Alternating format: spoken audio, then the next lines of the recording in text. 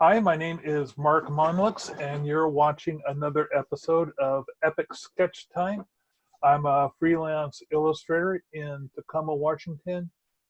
Follow me on Instagram to read my cartoon reviews of movies, and check me out on Facebook under Monlux Illustration. And your name is? Oh, Mark Monlux. Did I not say that anywhere in that spiel? And I am Bill Morse. I am a cartoonist and illustrator working out of Seattle, Washington, and I also do a webcomic called Rhapsodies, which you can find at rhapsodies.wpmorse.com. And howdy, everybody. My name is Ian Castruita. Check out unfedartist.com to look at my comics and any social media. If you do unfed art, you'll find me there. Instagram, Twitter, Facebook. I'm also on Patreon if you want to help support my work. I'd appreciate it. Matter of fact, I think all three of us are on Patreon. Indeed. Bill, Yes. yeah. Bill, is your Patreon underneath your name or underneath Rhapsodies? I believe it's under Rhapsodies. So I'm going to do a quick screen share here to show you guys what I'm going to be working on today.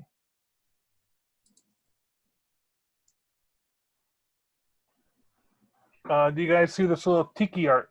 Yes, I thought you finished that one a while ago.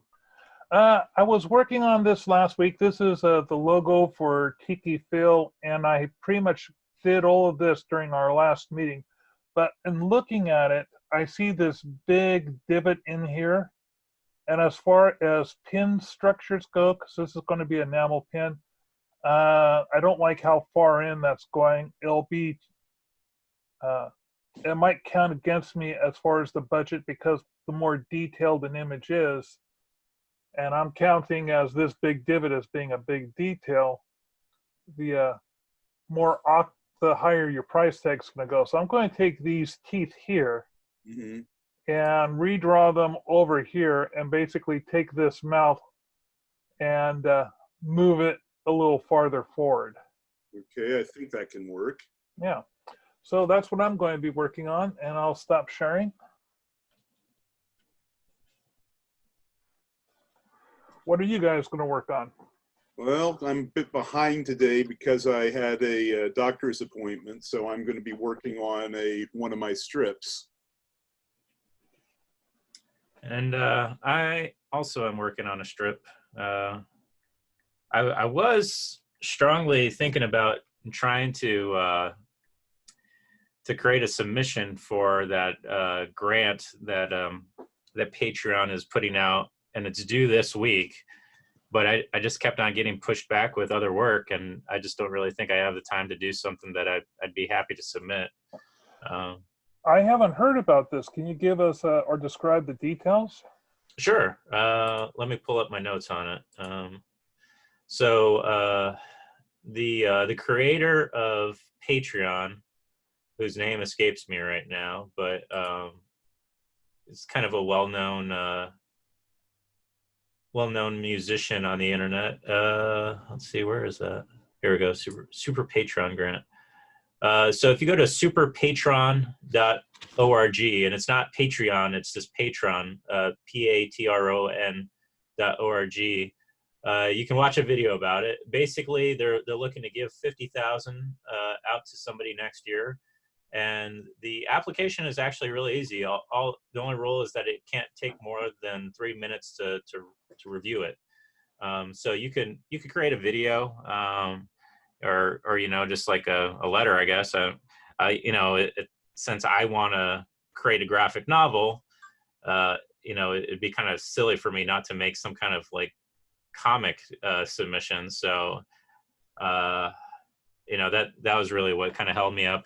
I found out about this like at the end of or the beginning of last week, and I think that's kind of the point. Like, you know, he didn't like give people like 3 years to work on this application. He kind of wants to see something rushed and something quick and dirty. But there's a panel of judges, and they will decide who gets the $50K. The whole idea is that The writer of To Kill a Mockingbird, Harper Lee. She was just given like a year's salary by her friends, and they said, "Hey, go work on your book," and that's how To Kill a Mockingbird came into existence. And so he's looking to give creatives who otherwise wouldn't have an opportunity to work on something they really want to do, that opportunity. It's very cool. And I definitely love $50,000, but yeah, I mean, unless I'm going to make stick art, I don't really think I don't really think I have a good chance of uh, getting in on this, and I don't want to you know push aside my other responsibilities. I think my hope is that by this time next year he'll be doing it again, and I could take advantage of it and maybe have some more time to get prepared. Well, I really like that idea, though. Yeah, I mean, what would you guys do if you had that grant? Hard to say. I've got numerous projects I have on my back burner. Yeah, I mean, anything that you don't work on because you have to make money. Well, let's see. I've been wanting to do this freelance survival guide for creatives, and That sounds cool. I've got chapters and chapters and chapters of just raw material that I put together, and I was slowly working on it on and off over the years, and I've come up with an interesting format of it, where it would be Freelance Survival Guide 1.0, and then, which would just give you a really quick rule. Like, for example, my tip for financial security is and it's a really simple tip, but a lot of freelancers just cannot seem to grasp it. Or do it. For every dollar you make, you take 25 cents of it and you put it in a separate bank account. Mm-hmm. Now that might seem like it's a lot, but if you're a freelancer, you're going to have to pay taxes anyway. And by putting this, and it's usually higher than 25%. So if by taking this money and putting it aside, you know that you're going to be at least be able to cover taxes. And you can also then go back and use that money to invest in your business, which can be a tax write-off, which means less money to the tax man. You can take that money and put it in, very importantly, into your IRA SEP, or any number of things. And it's crucial that you do that as a freelancer, because unless you have something to lean on during a lean time, you're just going to fall out of the business. So that's a real quick summary. And then in the 1.2 version, I would go into depth and write maybe like a whole really deep chapter using some statistics and things of that nature. Similar with time management. I give a very simple solution, but only go into detail, the boring stuff, in the 1.2 part of it. Recently, I was reading. Have you guys seen the book that Zach Wienerman just got through doing, called Open Borders? Yeah, I've seen the book. I haven't actually gotten it yet, but that's all done in sequential art, right? It's all right. comic. Yeah. Now, when I Zach Wienersmith. Yeah, Zach Wienersmith. It's a great book. I just got through, finished reading it. I bought it on the first day that it was available. I've been toying with the idea of doing it as a graphic novel, but my wife was saying, "Don't do that. You'll never get the book done then, if you have it as a graphic novel that you have to work on." But hey, if you could take a year off, $50,000. Yeah.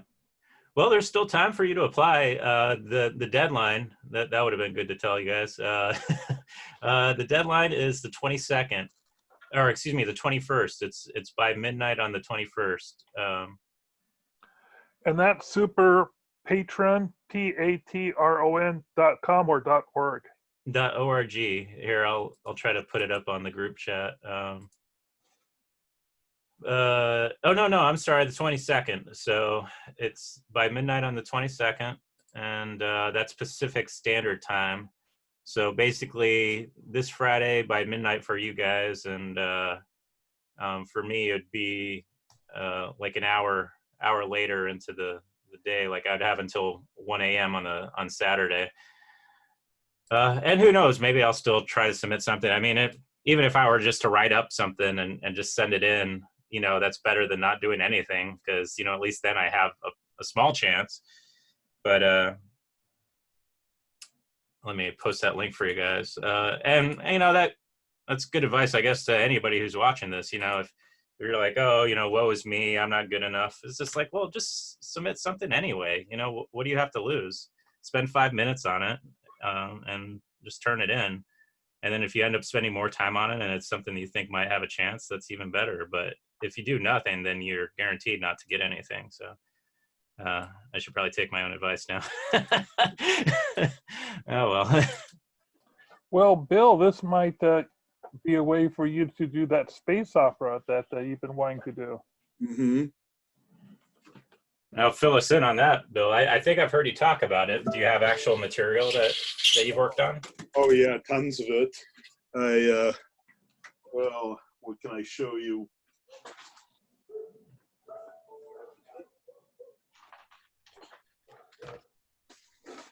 The working title is Shantiworld, and the idea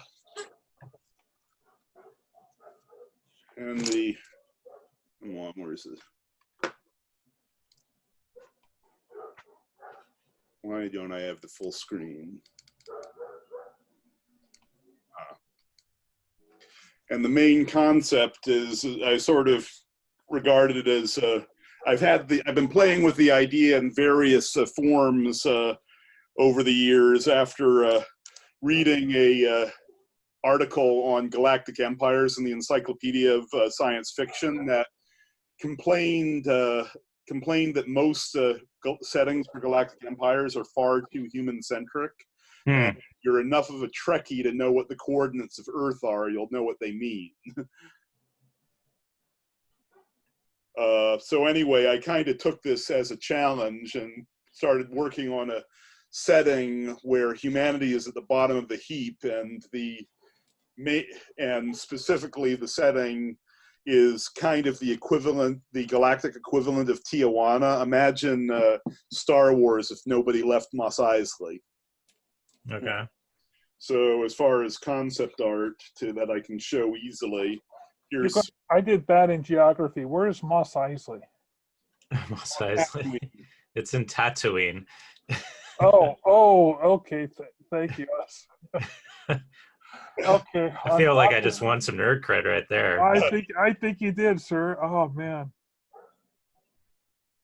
And so anyway, here's the location of the aforementioned Shantiworld. The actual name is Doozy Sack, though yes, I know it's a silly, it's supposed to sound silly.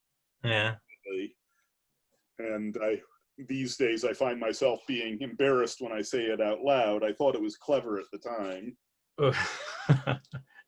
So you have a lot of this stuff and you've just kept on working on it, but not really having the time to do solid work on it. Yeah, I think this sounds like it's the perfect opportunity for you. Yeah, he's got some nice character designs that he could show off to them. I mean, he's got some base material. And do you even have some scripts done, Bill?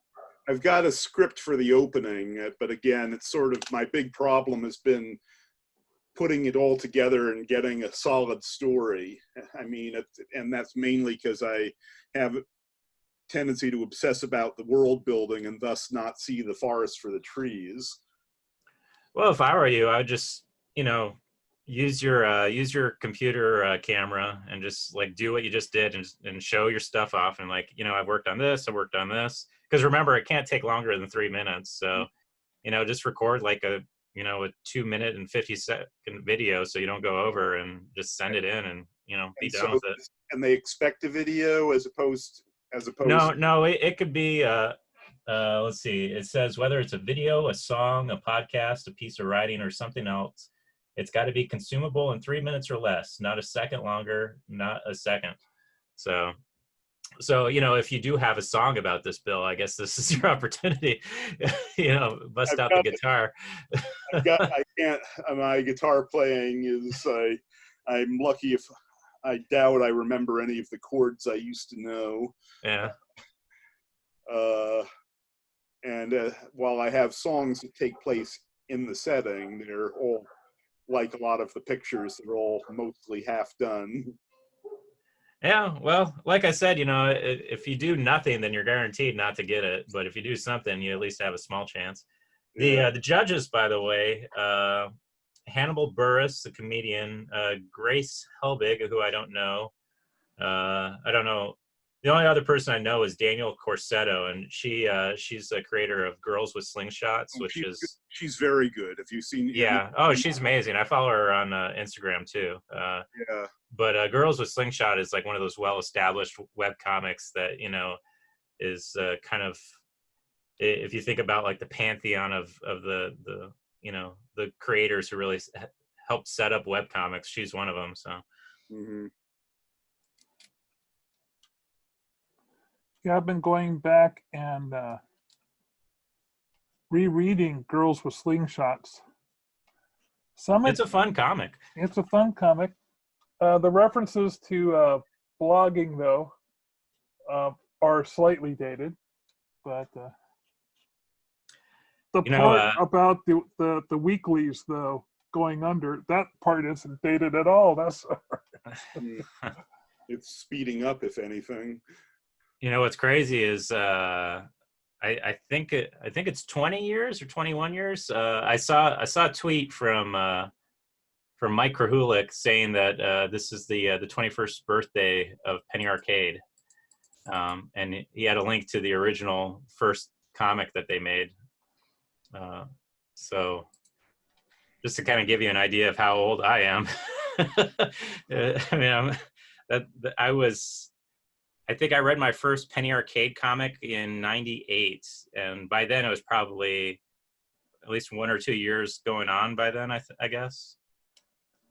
But yeah, they're like the titan of the industry. Mm-hmm. Oh, I forgot to post up that link. I'm sorry, guys. Or did I? No, sure. I did. Okay. Trouble getting back to the page.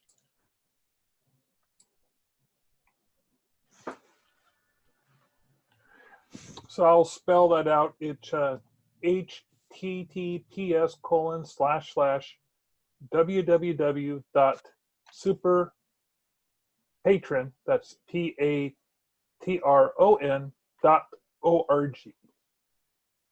Thank you, Ian. Yeah, and if you guys enter, you know, best of luck to you. Like I said, I have no reason not to at least just write something. I would have liked to make a comic, but you know, time being what it is, I've entered so many comics over the past 20 years, or so many contests over the past 20 years that I've kind of just like given up on even being excited by them. And plus the guild, I think, is super big on not entering contests. Yeah, they are. But this isn't so much a contest as it is just an application. So. Yeah, applying for a grant is not the same as a contest. The guild, most contests, you're giving away your rights to your work, and the people who you're doing it for, they reserve the right to use that work at a later time without reimbursing you. Yeah. So, or there's that little regional, we're having a logo contest. Yeah. Don't get me started on those ones, or the worst, it's the ones who think they're doing you a favor. Oh yeah. You'll get great exposure. And the depressing thing is I have friends in the industry who still believe it. And telling me what I don't understand. Yeah. Well, I always kind of look at it as like a lawyer, right? Like if you tell a group of lawyers, hey, if you guys enter in your best, like, work, we'll choose whoever does the best, and then let that guy know, and it'll be Yeah. great exposure for the rest of you. Like, Oh, no lawyer on earth would take that.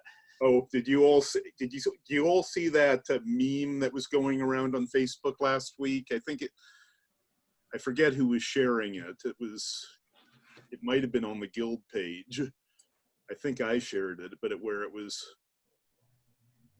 a variation of that. Mm. I did a comic a long time ago, basically showing this guy in the back of a pickup truck talking to a itinerant labor force, saying, come and pick in my fields all day long, and what I'll do is I'll pick the guy who does the best job and I'll pay him. Yeah. And he'll get a good reputation. You'll get a good reputation as a good, solid worker, and other farmers will want to hire you too. So, but I like your idea of a lawyer. That Yeah, I used to think along the lines of like a trade worker, because I mean, it's pretty close. But if you start thinking of yourself as like a consultant, as opposed to a contractor, I think you end up starting to think about your services as being worth more. So I like the idea of lawyer as opposed to like a plumber. yeah, I think that's an excellent idea. Though using the plumber analogy comes in really useful when you are dealing with people who don't like to write contracts for themselves. I said, hey, every plumber that shows up at your house, they've got a contract for you to sign. Hmm. And what you're saying, that you're not smart as a plumber?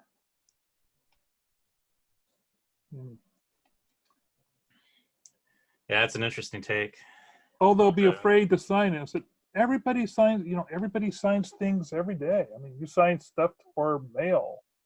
Oh, yeah. Speaking of legal stuff, the Graphic Artists Guild is having a guild chat this Thursday on copyright. Are you guys going to attend? I've been asked to attend. I heard you being name dropped during the planning stage. Yeah, it's nice that they didn't actually query me until today. So just to remind everybody, Guild Chat is it's a social media event, right? And everybody is communicating on Twitter using a hashtag. Is that how it works? That's how it works. Yeah. Okay. So you can watch questions and answers. So basically what happens is incoming questions are then forwarded or restated by a moderator, like say Q1, and then the questions restated. And then as fast as they're coming in, the people are answering them by saying, okay, A1, here's the answer to the first question, and then responding. So you can go in and look at previous guild chats by just going through the hashtag guild chat and seeing the previous conversations that popped in. I mostly like it, though. I frequently had a little trouble keeping up. Not in a I don't understand thing, but literally keeping up with the typing and all.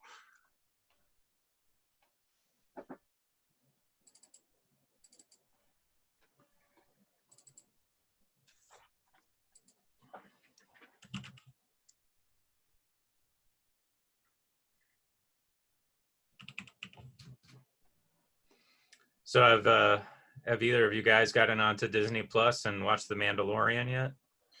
I haven't signed on to Disney Plus yet. No? No, and I know Bill hasn't because Bill's cheap. Thanks for joining us, everybody. Goodbye. And this is coming from a guy who, was known for being cheap, telling somebody else, The correct term that you're looking for is thrifty. No. The rat Euphemism. bastard cheap is the term I'm going for. But okay, I'm going to show you guys real quickly, not to change the subject, but I'm showing the Tiki Art that I'm working on. This is it with the revised mouth. Yeah, that was a quick fix. Yeah.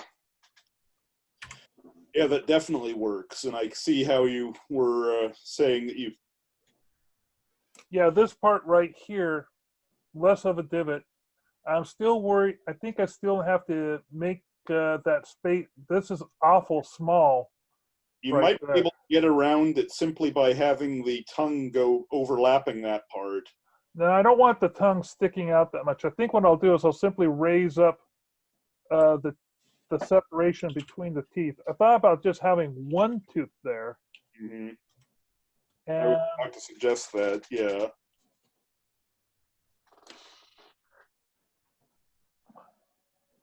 but I'm also looking. I got some other small areas that are pretty small, so I'll try do one more tweak to it. Okay, I'll go back away from screen sharing. And I think next week I will actually, I keep promising this, but I think I'll actually buy the Zoom subscription. I got rid of one of my other subscriptions, which was my Japan Ramen Box subscription. Oh dear. Well, you got rid of that. I thought you were enjoying that. I was immensely, but if I'm going to start another subscription, I can't keep. This is a thing about being realistic with your budget. Hmm. You know, if you're going to add something, something else has to go. And you're getting on my case for not getting into a Disney Prime? Bill, I know that you don't have any budget for any you're not doing Amazon Prime. I am doing Amazon Prime. You are doing Amazon. Are you doing Netflix? I have a friend who lets me share his account, so that's okay. You're sharing somebody else's account, Bill. That's coattail writing at its finest. Let me tell you. He doesn't have a problem with it. I'm not gonna. Don't you dare guilt trip me about it. I hear they're actually trying to crack down on password sharing, so we'll see how long that lasts. Who knows? They might even be checking out vlogs to see if there are people doing that type of thing. I mean, I have Netflix, Hulu, Amazon Prime, but that's mainly for the shipping, and now Disney Plus. But I don't have TV. We used to pay for TV, cable, and now there's really no sense in doing that anymore because a lot of the sports channels and local news, you can get it on Hulu, or you can even get it on YouTube if you pay for that. That's one reason why I gave up on my cable. Well, not counting the cable I'm using right now. You know, the crazy thing is I get all the same channels, but I don't pay any taxes for the television. Like if I pay for cable, I have to pay extra taxes. But if I'm paying on Hulu, I just pay Hulu. I think there's like a small sales tax, but yeah, there's like all these broadcast fees and everything that I saw on my cable bill that I just don't have anymore, which is great. I mean, I still pay them for the internet, but who knows how long that will last. I mean, it'll probably write another law that says if you're streaming your TV, you have to pay taxes for broadcast fees and all that stuff. But right now, it's not too bad. I'm paying a lot less than where I'd keep cable. So now, I thought I saw an article that Netflix is letting people know that it's discontinuing some of its smart TV support for the older Samsungs that were built before 2011. yeah, I saw that too. Yeah, and if you are interested in Disney Plus, I think not every device has capability of using it. Like Roku doesn't have it yet, and I know that because my sister was trying. But well, I do know that a lot of these workarounds can be taken care of by getting an Xbox and doing it through the Xbox as, or basically a second party device. Like it's set up for a lot of people to do gaming and stuff. Yep. This is an interesting question. I have no gaming device. I don't have a Nintendo or an Xbox or anything like that. Do either of you guys have one of those? Oh yeah. Yeah. You just introduced an entire new feature to this chat. It's like, welcome to my lair. What do you need to know? Well, if I was going to get one that was going to be more TV centric Mm-hmm. than game centric, Mm-hmm. which one has a better TV interface is what I would probably be getting around to. Yeah, I use Apple TV, and it's there's several generations. I think the most recent one is the 4th generation, and now that's coming up on the holidays. Since it's a device that's been out for a while, you'll probably see some deals on it. But yeah, Apple TV I really like, and you can get apps on your Apple TV that let you view YouTube. I use it for Hulu and for Disney Plus and Amazon Prime. If you're into anime, my brother, he has a Funimation subscription that he watches on the Apple TV. Yeah, I mean, so far Apple TV has been like the clear winner across like all the streaming solutions. Like I said, Roku used to be pretty good, but Disney Plus isn't available on it. I think if you go the way of like Google Chromecast, you might have a few options there, but again, I don't think Disney Plus is available on it. And Disney Plus is still relatively new, so it's probably going to be available pretty soon. The other thing that's out is Amazon Fire Stick, which is basically like a streaming dongle. So if you were to find like a used Xbox One or a PlayStation 4, I think that would be good if the price was better than just buying an Apple TV new. But otherwise, I wouldn't get a gaming system unless you really want to play video games, because the interface isn't really ideal for what you're looking for. With Apple TV, it's just kind of really intuitive, and it has one of those voice navigation features where I can literally say, I want to watch Empire Strikes Back, and within 10 seconds of processing, it just starts the movie up. I don't have to like click on anything else. It gets going, and so that's pretty awesome. And I should be getting paid from Apple by saying all that, but yeah, go for that. How about Bill? Do you have any devices? No, the only game I play is StarCraft, and I play that on the computer. Well, folks, we're winding down here to the last few minutes. Last time we didn't get a chance to sign off because we were just chatting away. Ian, before we do, can you tell us what you've been working on here? Yeah, it's just the next strip that's coming up. I've been putting down the blue lines, and then I'll be going over pencil, but hopefully this comic will come out probably tomorrow for my Patreon supporters, and then later in the week or maybe next for the regular viewing public. What about you, Bill? As I said, I've been working, just a second. I've been working on, where's the share button here? Faster, Bill, we're running out of time. Yeah, okay, been working on a strip coming at that's going to be scheduled for about 2 weeks from now. Okay, there we go. And I think I'm all done with my little pin thing. Stowe says he'll try to join us next week. He got stuck with dad duty, putting together, making sure the kids did homework and eat dinner before they go off to their community theater rehearsal. I want to thank everyone for joining us, and we'll see you all next week. All right, take care, guys. Ciao.